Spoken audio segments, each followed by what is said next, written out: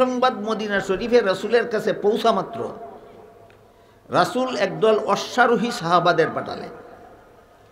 ঘোড়ায় সোয়ার হয়ে একদল সাহাবা দ্রুত গতিতে তাদের পথে বাহরাইনের পথে অগ্রসর হয়ে তারা তাদের দেশে পৌঁছার আগেই রাস্তার মধ্যে এদেরকে সবাইকে গ্রেফতার করে ছিনতাই করা উট সহ রাসূলের দরবারে মদিনায় হাজির করে দিলেন। এই সন্ত্রাসীদের বিচার কি হবে এর দিক নির্দেশনা দিয়ে আল্লাহ পাক রব্বুল আলামিন সূরা মায়েদার ৩৩ নম্বর আয়াত নাযিল করে। এখানে আল্লাহ সন্ত্রাস দমনের প্রাথমিক ব্যবস্থার বিবরণ দেন। এখন আমরা বোঝার চেষ্টা করব সন্ত্রাস দমনের প্রাথমিক ব্যবস্থা কোনটা আর চূড়ান্ত ব্যবস্থা কোনটা। সরকারের বাহিনী সন্ত্রাসী দলকে গ্রেফতার করে যদি আদালতে হাজির করতে পারে তাহলে প্রাথমিক ব্যবস্থায় সন্ত্রাস দমন করা সরকারের দায়িত্ব। এবার বলেন, রাসূলের প্রেরিত বাহিনী সন্ত্রাসীদেরকে গ্রেফতার করে রাসূলের দরবারে হাজির করতে সক্ষম হয়েছে কিনা? তাহলে এদের বিচারটা কি চূড়ান্ত পর্যায়ে হবে না প্রাথমিক ব্যবস্থায় হবে? প্রাথমিক ব্যবস্থা। প্রাথমিক ব্যবস্থার বিবরণ দিয়া সূরা মায়েদার ৩৩ নম্বর আয়াতে আল্লাহ বলেন, সন্ত্রাসীদের কর্মকাণ্ড ৪ প্রকার। এটা মনে রাখতে হবে বিচারটা বোঝার জন্য। সন্ত্রাসীদের কর্মকাণ্ড ৪ প্রকার। একটা হলো দল বেঁধে অস্ত্র নিয়ে নির্দোষের উপর হামলা করে হত্যাও করলো, লুণ্ঠনও করলো। দ্বিতীয়টা হলো হত্যা করলো, লুণ্ঠন নয়। তৃতীয়টা হলো লুণ্ঠন করলো, হত্যা নয়। চতুর্থটা হলো লুণ্ঠন হত্যা কোনোটাই করতে পারেনি, তবে হামলা করেছিল। বুঝে থাকলে বলেন সন্ত্রাসী কর্মকাণ্ড কত প্রকার? ৪ প্রকার। প্রথমটা হইল লুণ্ঠন ও হত্যাও। দ্বিতীয়টা হইল শুধু হত্যা লুণ্ঠন না। তৃতীয়টা হইল শুধু লুণ্ঠন হত্যা না। আর চতুর্থটা হইল শুধু হামলা, লুণ্ঠন না, হত্যাও না। আয়াত নাযিল করে আল্লাহ বলেন, প্রথম প্রকার সন্ত্রাসীদেরকে সদল বলে শুলিতে চড়িয়ে হত্যা করতে হবে। দ্বিতীয় প্রকার সন্ত্রাসীদেরকে সদল বলে স্বাভাবিকভাবে হত্যা করতে হবে। তৃতীয় প্রকার সন্ত্রাসীদের সদল বলে এক পাশের হাত এক পাশের পা কেটে দিতে হবে। চতুর্থ প্রকার সন্ত্রাসীদেরকে সদল বলে জেলখানায় বন্দী করে দিতে হবে। মুসলমান সরকারকে আল্লাহ শিক্ষা দিয়েছেন কোরআনের আয়াতে যে প্রাথমিক অবস্থায় সন্ত্রাস দমনের এই হইল ব্যবস্থা। এবার আপনারাই বলুন, কথাটা বুঝে থাকলে যে কোনো দেশের সরকার সন্ত্রাসী দলকে গ্রেফতার করতে পারলে এই ৪ পদ্ধতির যে পদ্ধতির অপরাধ সেই পদ্ধতির বিচার যদি সরকার করত, দুনিয়ার কোনো দেশে কি সন্ত্রাসীরা থাকতে পারত? সুতরাং এটা হলো قال رسول الله صلى الله عليه وسلم الجهاد ماض إلى يوم القيامة أو كما قال عليه الصلاة والسلام।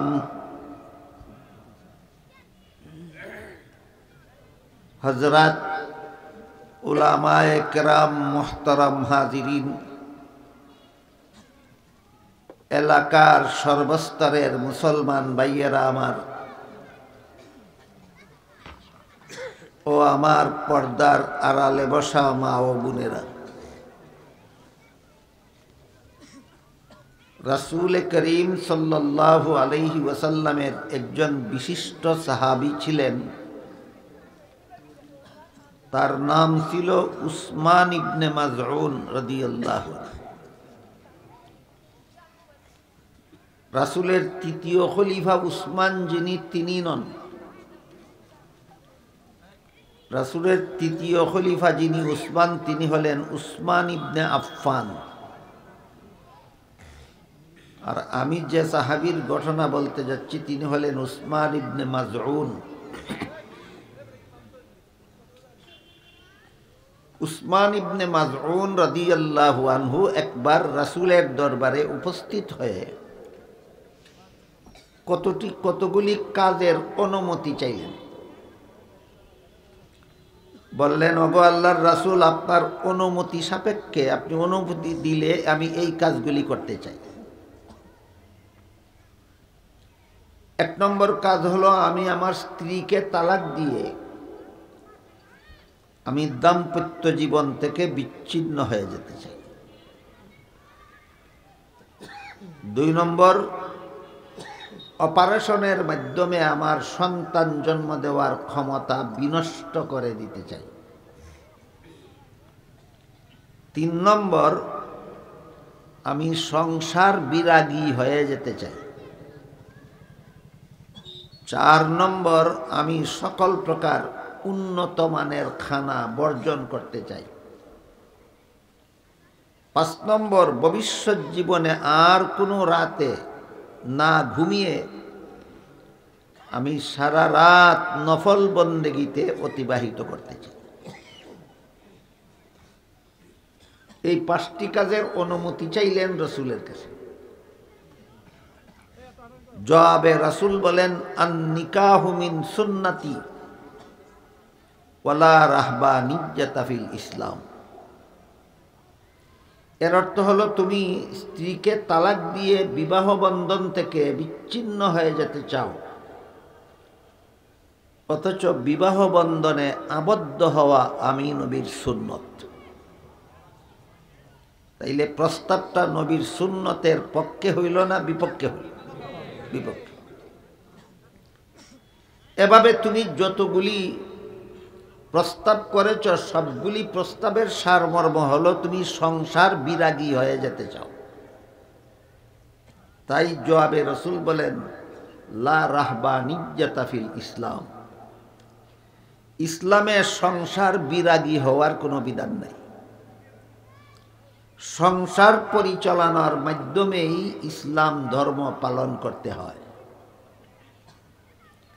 রাসূল এই জবাব দেওয়ার পর তিনি আরজ করলেন, তাহলে সংসার পরিচালনা করেই যদি আমার ইসলামের বিধান পালন করতে হয়, তাহলে আপনি আমাকে এমন একটা ব্যবসা শিক্ষা দিন, যেই ব্যবসাটা হবে জগতের অন্য সকল ব্যবসায়ের চেয়ে বড় লাভের ব্যবসা। উসমান ইবনে মাযউন রাদিয়াল্লাহু আনহুর এই প্রস্তাবের জবাবে আল্লাহ যে 2টি আয়াত নাজিল করেছেন, সেই 2টি আয়াত আমি আপনাদের সামনে তিলাওয়াত করি। আয়াত নাজিল করে আল্লাহ বলেন, ইয়া আইয়ুহাল্লাযীনা আমানু হাল আদুল্লুকুম আলা তিজারাহ। হে ঈমানদারগণ, রাসূলের সাহাবী উসমান ইবনে মাযউন রাসূলের কাছে এমন একটি ব্যবসা শিখতে চেয়েছে, যেই ব্যবসা হবে জগতের অন্য সকল ব্যবসায়ের চেয়ে বেশি লাভজনক। আমি রাসূলের পক্ষ থেকে নিজে আল্লাহ শুধু উসমানকে নয়, সারা দুনিয়ার সমস্ত মুমিন মুসলমানকে সেই ব্যবসাটা শিক্ষা দিতে চাই। সেই ব্যবসাটা ত্রিমুখী উপকারী ব্যবসা। 1 নম্বরে, ব্যবসাটা হবে অন্যান্য সকল ব্যবসায়ের চেয়ে বেশি লাভজনক। 2 নম্বরে, এই ব্যবসাটা হবে জাহান্নাম থেকে বাঁচার একমাত্র ব্যবস্থা। 3 নম্বরে, এই ব্যবসাটাই হবে জান্নাতের খরিদ্দার হওয়ার ব্যবস্থা। এই ব্যবসায়ের মাধ্যমে তোমরা জান্নাতের খরিদ্দার হতে পারবে। এই ব্যবসায়ের মাধ্যমে তোমরা জাহান্নাম থেকে মুক্তি লাভ করতে পারবে, এবং এই ব্যবসাটা হবে অন্য সকল ব্যবসায়ের চেয়ে অধিক লাভের ব্যবসা। কি সে ব্যবসা, তার বিবরণ দিয়ে আল্লাহ বলেন, তুমিনুনা বিল্লাহি ওয়া রাসূলিহি ওয়া তুজাহিদুনা ফি সাবিলিল্লাহ। তোমরা আল্লাহ এবং আল্লাহর রাসূলের প্রতি ঈমান আনার পর জানে মালে আল্লাহর পথে জিহাদ করবে। এই জিহাদটাই হলো তোমাদের ত্রিমুখী উপকারী ব্যবসা। জানে মালে আল্লাহর পথে জিহাদ করাকে আল্লাহ এখানে ব্যবসা নামে আখ্যায়িত করেছে। এবং কতটা উপকারী? 3টা উপকারী। প্রশ্ন জাগে যে আমরা তো জানি জিহাদ একটা বিশেষ ইবাদত, আর ব্যবসা হলো বেচা কিনার নাম। এমন একটা ইবাদতকে আল্লাহ ব্যবসা বললেন কিভাবে? এখানে বেচা কিনার কি আছে? এই প্রশ্নের জবাব পাওয়া যায় অন্য আয়াতে। সেখানে আল্লাহ বলেছেন, ইন্নাল্লাহা আশতারা মিনাল মুমিনিনা আনফুসাহুম ওয়া আমওয়ালাহুম বিআন্না লাহুমুল জান্নাহ। এর অর্থ হলো আল্লাহ মুমিনদের জান মাল কিনে নিয়েছেন, বিনিময়ে তাদের কাছে আল্লাহর জান্নাত বিক্রি করে দিয়েছেন। কাজেই জিহাদে অস্ত্র কেনার জন্য যে সম্পদ খরচ হয়, আর যুদ্ধের ময়দানে শত্রুর মোকাবেলা লড়াই করে যে সমস্ত মুসলমান মারা যায়, অস্ত্র কেনার খরচে গেল মাল, আর যুদ্ধ করতে গিয়ে শহীদ হওয়ার কারণে গেল জান। এই দুই জিনিসের বিনিময়ে আমি আমার জান্নাত তোমাদের কাছে বিক্রি করে দিলাম। এই ব্যাখ্যায় আল্লাহ জিহাদকে ব্যবসা বলেছে। এবার বলুন তো, এটা কি দুনিয়ার কোনো ব্যবসা না জান্নাত কিনার ব্যবসা? এটা হইল জান্নাত কিনার ব্যবসা। বাকি রইল এই জিহাদ, যেই জিহাদকে আল্লাহ জান্নাত কিনার ব্যবসা নামে আখ্যায়িত করেছেন, এটা কোন সময় মুসলমানদের উপর ফরজ হয়, কোন কোন মুসলমানদের উপর ফরজ হয়, কেন জিহাদ করবে, কিভাবে করবে, কাদের বিরুদ্ধে করবে, এই বিষয়গুলি সচরাচর আমাদের সমাজে আলোচনা হয় না। আলোচনা না হওয়ার কারণে সমাজে জিহাদ নিয়ে নানা রকমের ভুল ধারণার সৃষ্টি করে কিছু লোক। মূলত এই সমস্ত ইসলামের জিহাদ বিধান নিয়ে ভুল ধারণার সৃষ্টিকারী হলো বিশ্ব সন্ত্রাসী ইহুদি খ্রিস্টান।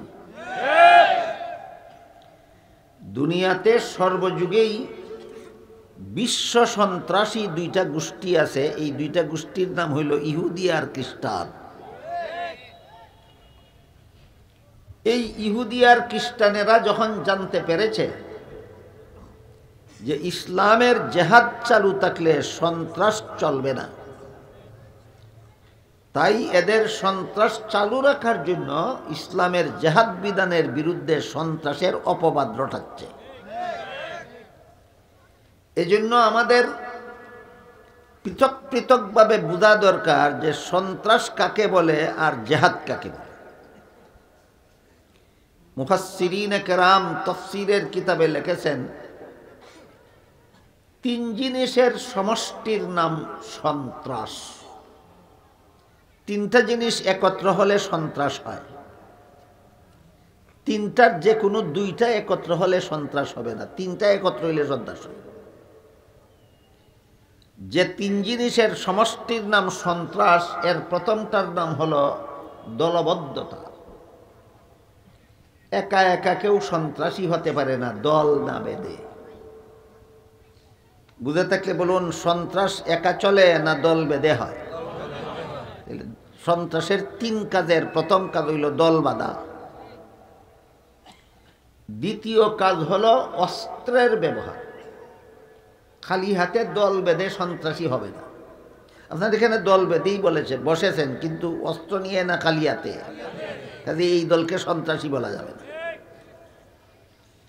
প্রথম কাজ হইল দল বাঁধা, দ্বিতীয় কাজ হইল অস্ত্রের ব্যবহার করা, তৃতীয় কাজ হইল নির্দোষের উপর হামলা করা। দল বেঁধে অস্ত্র নিয়ে নির্দোষের উপর হামলা করার নাম সন্ত্রাস। আমরা কোনোদিন যেন ভুলে না যাই, দল বেঁধে অস্ত্র নিয়ে নির্দোষের উপর হামলা করার নাম সন্ত্রাস। এই সন্ত্রাস দমনের ব্যবস্থা দিয়েছেন আল্লাহ দুইটা, একটা প্রাথমিক ব্যবস্থা আর একটা চূড়ান্ত ব্যবস্থা, এবং গ্রহণ করার দায়িত্ব দিয়েছেন সরকারকে, মুসলমান সরকার। মুসলমান দেশের সরকারের দায়িত্ব হলো সন্ত্রাস দমন করা, প্রাথমিক ব্যবস্থায় সম্ভব হলে প্রাথমিক ব্যবস্থায়, আর প্রাথমিক ব্যবস্থায় সম্ভব না হলে চূড়ান্ত ব্যবস্থায় সন্ত্রাস দমন করার দায়িত্ব মুসলমান দেশের সরকারের। কি বুঝলেন? সন্ত্রাস দমন ব্যবস্থা দুইটা, একটা প্রাথমিক একটা চূড়ান্ত। উভয় ব্যবস্থা মতো সন্ত্রাস দমন করার দায়িত্ব কার? সরকার। এই জন্য মুহাম্মদুর রাসূলুল্লাহ সাল্লাল্লাহু আলাইহি ওয়াসাল্লামের কাছে 40 বছর বয়সে যখন কোরআন নাজিল শুরু হলো, কোরআন নাজিল শুরু হওয়ার আরো দীর্ঘ 13টি বছর পর্যন্ত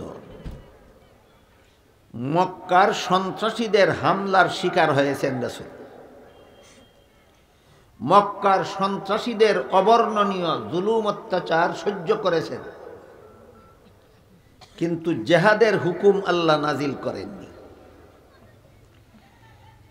কোরআন নাজিল শুরু হওয়ার পর থেকে হিজরতের পূর্ব পর্যন্ত যে 13 বছর রাসূল মক্কায় মজলুম জীবন যাপন করেছিলেন, রাসূলের জীবনের এই অংশটাকেই রাসূলের মক্কি জিন্দেগি বলা হয়।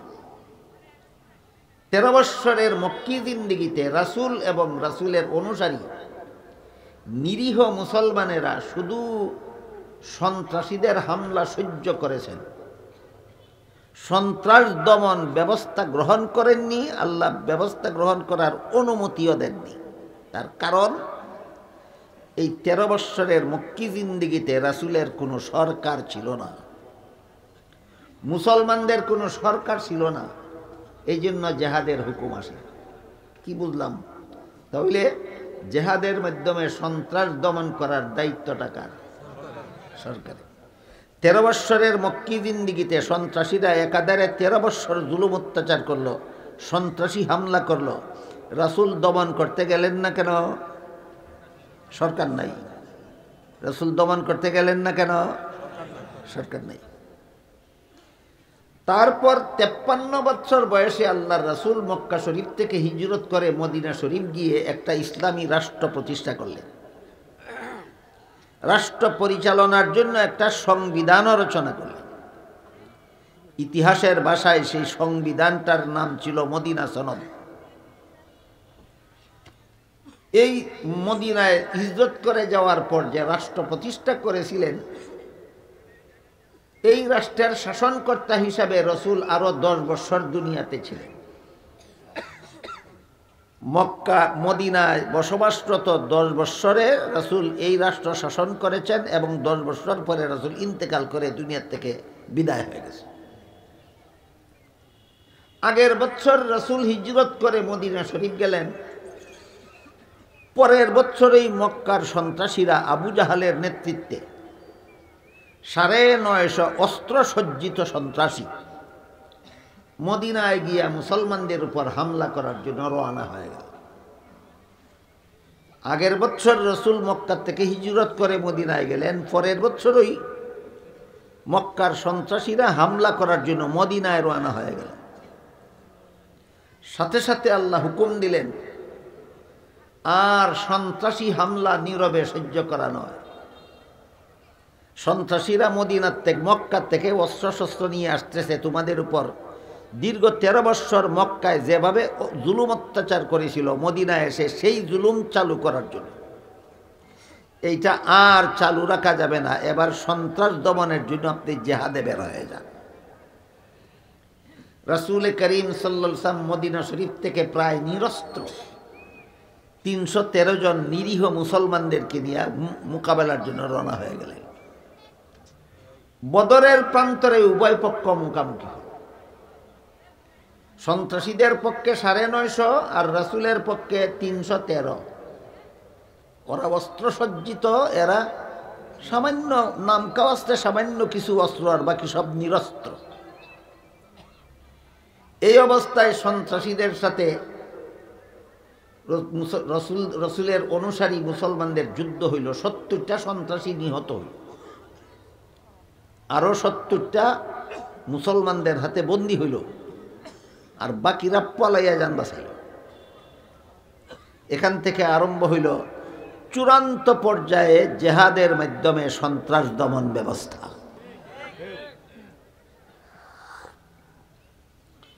এই কাহিনীর মাধ্যমে আমি আপনাদেরকে বোঝাবার চেষ্টা করেছি যে সন্ত্রাস দমন করার দায়িত্ব বর্তায় সরকারের উপর, সন্ত্রাস দমন করার দায়িত্ব বর্তায় মুসলমান সরকারের উপর। মুসলমান সরকার যদি সন্ত্রাস দমনের ব্যবস্থা গ্রহণ না করে, তাহলে এই দেশে যত সন্ত্রাসী কর্মকাণ্ড ঘটবে সবগুলির সমান গুনাহ একা সরকারের আমলনামায় লেখা হবে। সারা দেশের সন্ত্রাসীরা সন্ত্রাসী কর্মকাণ্ড করে কিয়ামতের দিন আল্লাহর কাছে যে শাস্তি পাবে, একা সরকারকে সকল সন্ত্রাসীদের সমান শাস্তি পরকালে বহন করতে হবে। এটা হলো সন্ত্রাস দমনের চূড়ান্ত ব্যবস্থা। আরেকটা হলো সন্ত্রাস দমনের প্রাথমিক ব্যবস্থা, সেই দায়িত্বটাও সরকারের। এবার সন্ত্রাস দমনের প্রাথমিক ব্যবস্থার বিবরণ শুনুন। রাসূল করিম সাল্লাল্লাহু আলাইহি ওয়াসাল্লাম মদিনায় অবস্থানকালে,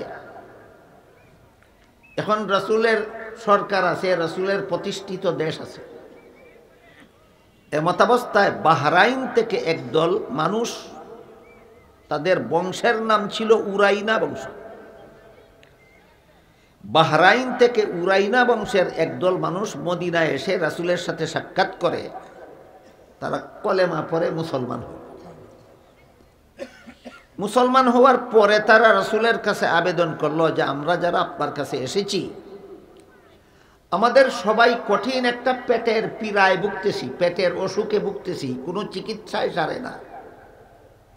আপনার কাছে এর কোনো ভালো ব্যবস্থা থাকলে আমাদেরকে দিতে পারে। রাসূল বললেন, তোমাদের এই পেটের পীড়ার চিকিৎসা হিসাবে মদিনা শহরের বাইরে আমার রাখাল মরুভূমিতে উটের রাখালি করে, ওই রাখালের কাছে গিয়ে তোমরা দিনে রাতে বসবাস করবা, রাখালের সাথে উটের পালের রাখালি করবা, আর প্রতিদিন নিয়মিত উটের দুধ পান করবা, সাথে কিছু উটের পেশাবও করবা। প্রশ্ন জাগে, পেশাব পান করা তো হারাম, রাসূল এই হারাম জিনিস পান করার অনুমতি দিলেন কিভাবে? এই প্রশ্নের জবাব হলো,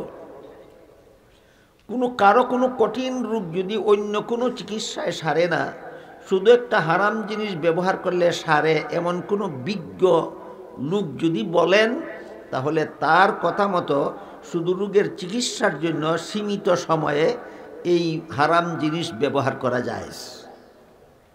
তাই রাসূল যে তাদেরকে এই কঠিন পেটের পীড়ার চিকিৎসার জন্য বললেন, যেহেতু আর কোনো চিকিৎসায় তাদের এটা সারে না তারা বলেছিল, এই জন্য আল্লাহ রাসূল উটের দুধ পান করার সাথে সাথে উটের কিছু পেশাব পান করারও ব্যবস্থা দিয়েছিলেন।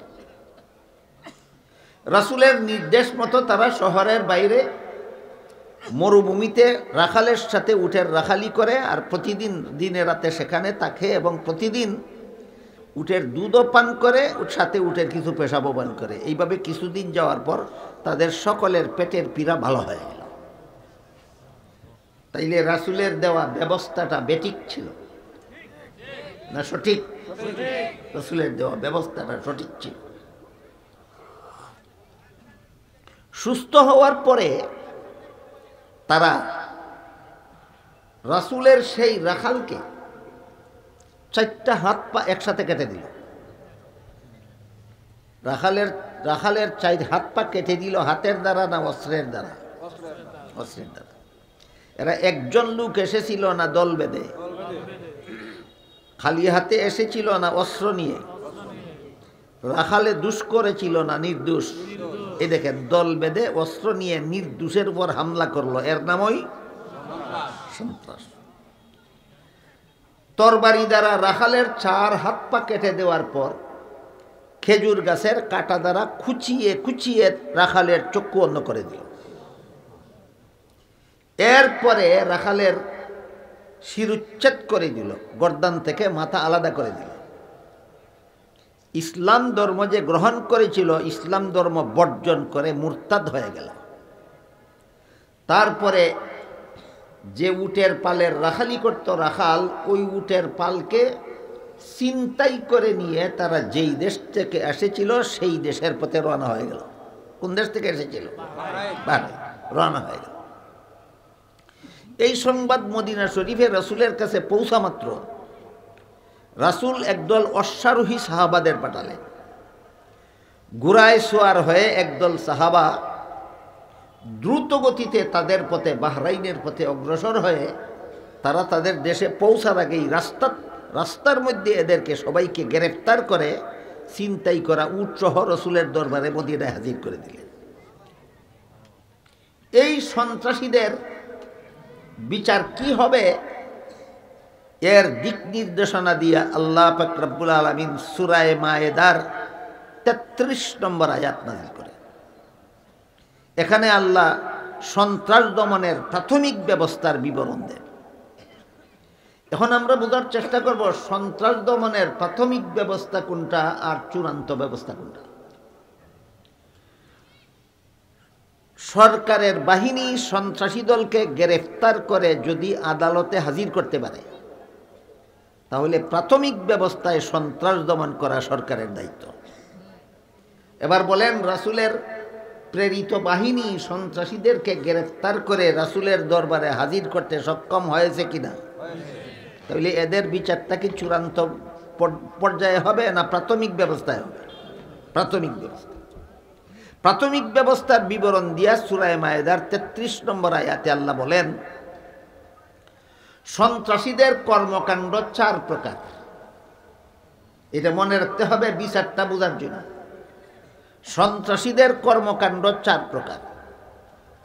একটা হলো দল বেঁধে অস্ত্র নিয়ে নির্দোষের উপর হামলা করে হত্যাও করলো, লুণ্ঠনও করলো। দ্বিতীয়টা হলো হত্যা করলো, লুণ্ঠন নয়। তৃতীয়টা হলো লুণ্ঠন করলো, হত্যা নয়। চতুর্থটা হলো লুণ্ঠন হত্যা কোনোটাই করতে পারেনি, তবে হামলা করেছিল।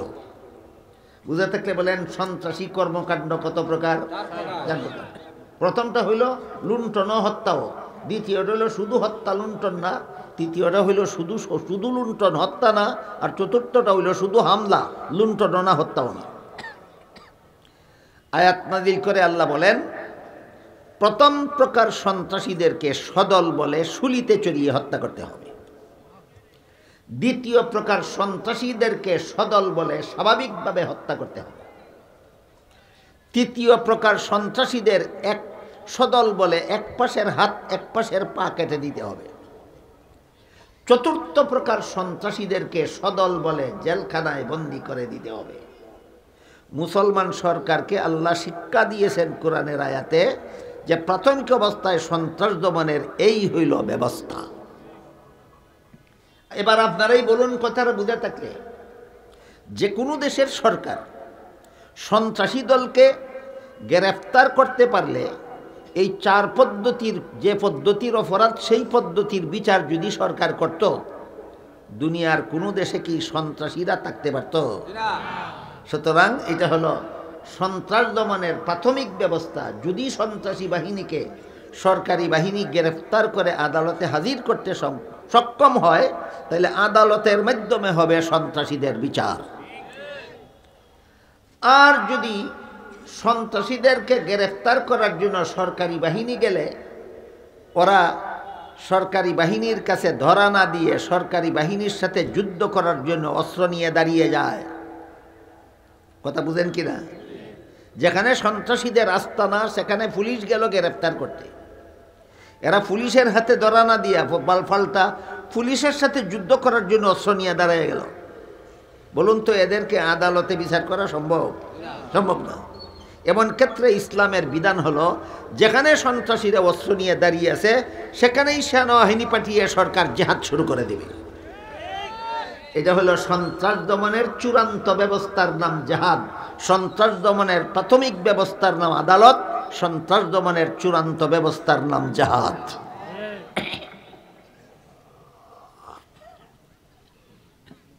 হাদিস শরীফে আল্লাহ রাসূল বলেন, আল জিহাদু মাযিন ইলা ইয়াউমিল কিয়ামা।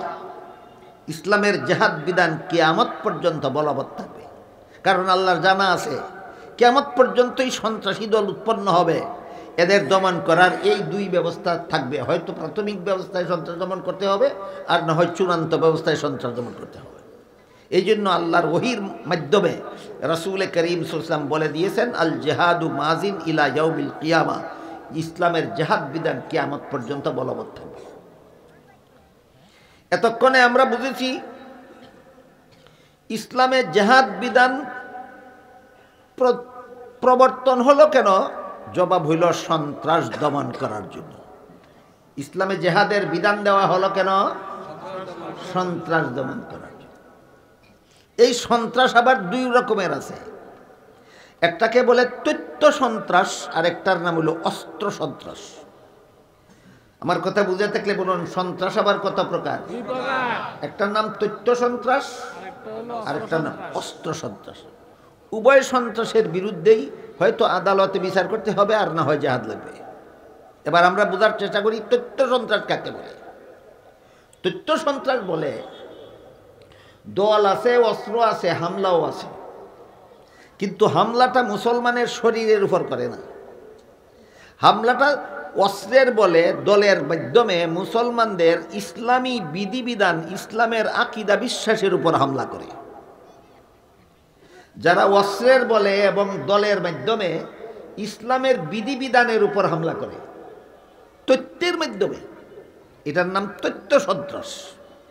যেমন